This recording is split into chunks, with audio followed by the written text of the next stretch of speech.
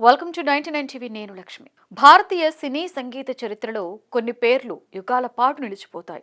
అలాంటి అరుదైన మహానుభావుల్లో ఇళయరాజా పేరు అగ్రస్థానంలో ఉంటుంది.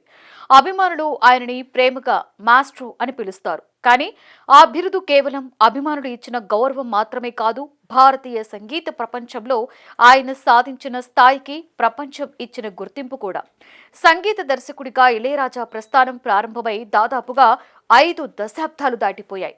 అయినప్పటికీ ఆయన స్వరాలు ఇప్పటికీ కోట్లాది మంది జీవితాలలో భాగంగానే ఉన్నాయి.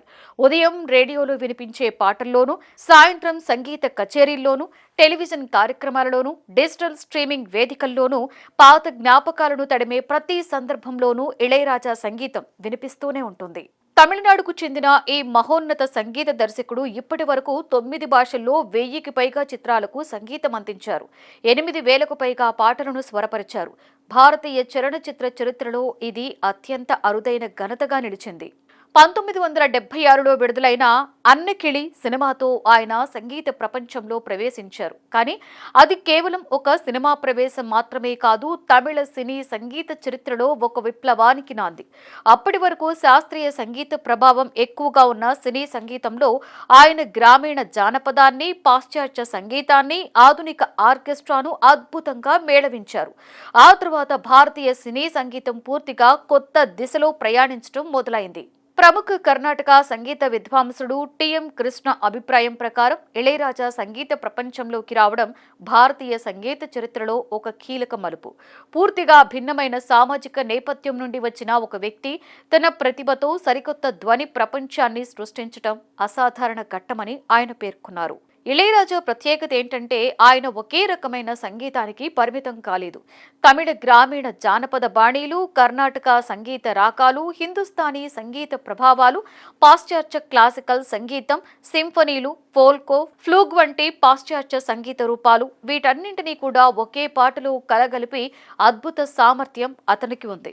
వేర్వేరు సంగీత సాంప్రదాయాలను ఒకే స్వర రూపంలో మేళవించి కొత్త ప్రపంచాన్ని సృష్టించడం ఆయన అసలైన ప్రతిభ. 16 వయధినిలే, ఓళంగల్, సద్మా, గీతాంజలి, నాయకన్, చిన్నగౌండర్ వంటి చిత్రాలు ఆయన సంగీత ప్రతిభకు నిదర్శనాలుగా నిలిచాయి. ముఖ్యంగా గ్రామీణ నేపథ్యంలో తెరకెక్కిన చిత్రాలలో ఆయన సంగీతం కథలో భాగమైపోయేది.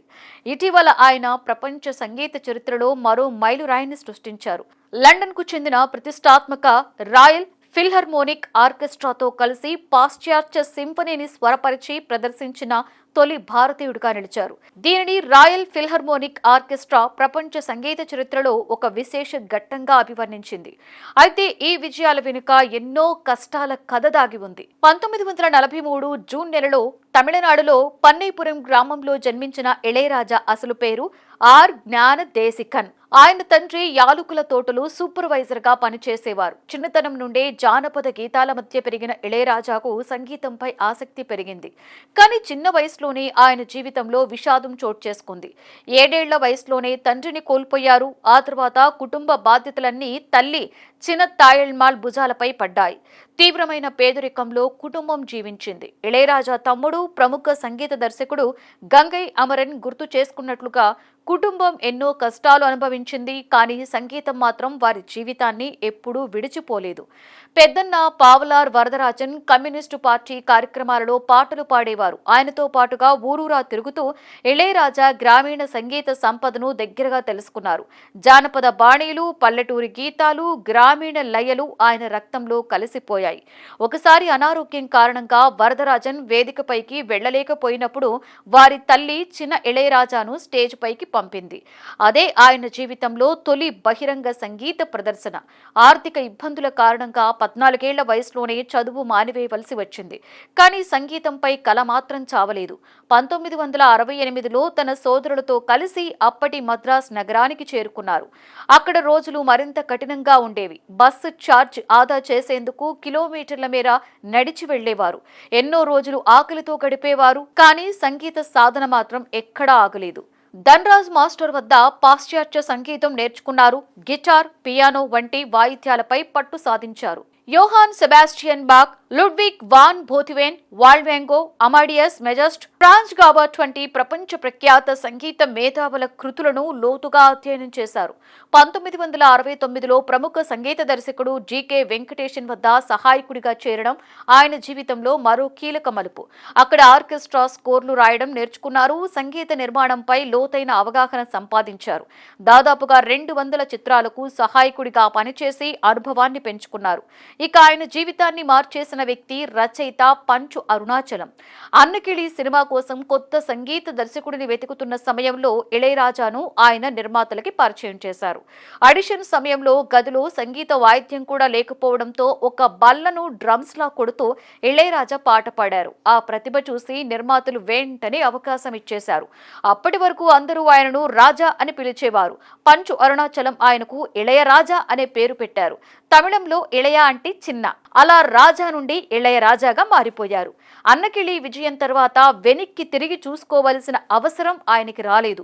1970ల చివర 1980ల కాలంలో ఆడియో క్యాసెట్ల విప్లవం స్టార్ట్ అయింది. ప్రజలు తమకు నచ్చిన పాటలను పదే పదే వినే అవకాశం వచ్చింది. అదే సమయంలో ఇళయరాజా సంగీత ప్రపంచంలో అగ్రస్థానానికి చేరుకున్నారు. సినిమా థియేటర్స్ లో ఆయన పేరు తెరపై కనిపించగానే ప్రేక్షకులు చప్పట్లు కొట్టడం, ఈలలు వేయడం, పేపర్లు చల్లడం సాధారణంగా మారిపోయింది. ఒక దశలో ఆయన ఒకే ఏడాదిలో 50కి పైగా చిత్రాలకు సంగీతాన్ని అందించారు. 1991లో వచ్చిన దళపతి చిత్రంలోని రక్కమ కయ్యా తట్టు పాట ఆయన సృజనాత్మకతకు నిదర్శనం. తమిళ జానపదం, కర్ణాటక సంగీతం, పాశ్చాత్య ఫ్లూక్, ఫోల్కా శైలులను కలిపి రూపొందించిన ఈ పాట ప్రపంచవ్యాప్తంగా గుర్తింపు పొందింది. 2002లో బీబీసీ వరల్డ్ సర్వీస్ నిర్వహించిన ఓ సర్వేలో ప్రపంచంలో అత్యంత ప్రజాదరణ పొందిన పాటల్లో 4వ స్థానంలో నిలిచింది. 1990లలో ఏఆర్ రెహమాన్ సంగీత ప్రపంచంలోకి వచ్చిన తర్వాత కూడా ఇళయరాజా ప్రభావం తగ్గలేదు. నిజానికి రెహమాన్ తన ప్రారంభ దశలో ఇళయరాజా ఆర్కెస్ట్రాలో కీబోర్డు వాయిద్యకారుడుగా పనిచేశారు. ఆయన స్వయంగా ఇళయరాజాను తన జీవితంలో గొప్ప ప్రేరణగా అభివర్ణించారు. సినీ సంగీతంతో పాటుగా భక్తి ప్రపంచం, ప్రైవేట్ ఆల్బమ్స్, సింఫనీలు, అంతర్జాతీయ సంగీత ప్రదర్శనలతో కూడా ఇళయరాజా తన ప్రతిభను చాటుకున్నారు. భారత ప్రభుత్వం ఆయన సేవలను గుర్తించి పద్మభూషణ్, ఆ తర్వాత పద్మ విభూషణ్ పురస్కారాలతో సత్కరించింది. అలాగే రాజ్యసభ సభ్యునిగా కూడా అవకాశాన్ని కల్పించింది. 83 ఏళ్ల వయసులో కూడా ఆయన అదే ఉత్సాహంతో సంగీత సృష్టి కొనసాగిస్తున్నారు. ప్రపంచవ్యాప్తంగా సంగీత పర్యటనలు నిర్వహిస్తున్నారు. కొత్త సినిమాలకు సంగీతం అందిస్తున్నారు. డిజిటల్ యుగంలో కూడా యువత ఆయన పాటలను స్ట్రీమింగ్ వేదికల ద్వారా ఆస్వాదిస్తోంది. ఇటీవల కాలంలో తన సంగీత హక్కులు, రాయల్టీల పరిరక్షణ కోసం ఆయన చేస్తున్న న్యాయ పోరాటాలు కూడా చర్చనీయాంశమయ్యాయి. తన అనుమతి లేకుండా సంగీతాన్ని వినియోగించకూడదని ఆయన స్పష్టంగా చెబుతున్నారు. ఫైనల్లీ ఇళయరాజా కేవలం ఒక సంగీత దర్శకుడు మాత్రమే కాదు, భారతీయ సంగీత చరిత్రలో ఒక యుగం. గ్రామీణ జానపదాన్ని ప్రపంచ వేదికపై నిలబెట్టిన మహామేధావి. పేదరికం నుండి ప్రారంభమై ఆయన ప్రయాణం ప్రపంచ సంగీత చరిత్రలో చిరస్థాయిగా నిలిచిపోయే స్వరగాథగా మారింది. సంగీతం ఉన్నంతకాలం, భారతీయ సినిమా ఉన్నంతకాలం ఇళయరాజా అనే పేరు, ఆయన స్వరాలు తరతరాలకి మారుమోగుతూనే ఉంటాయి.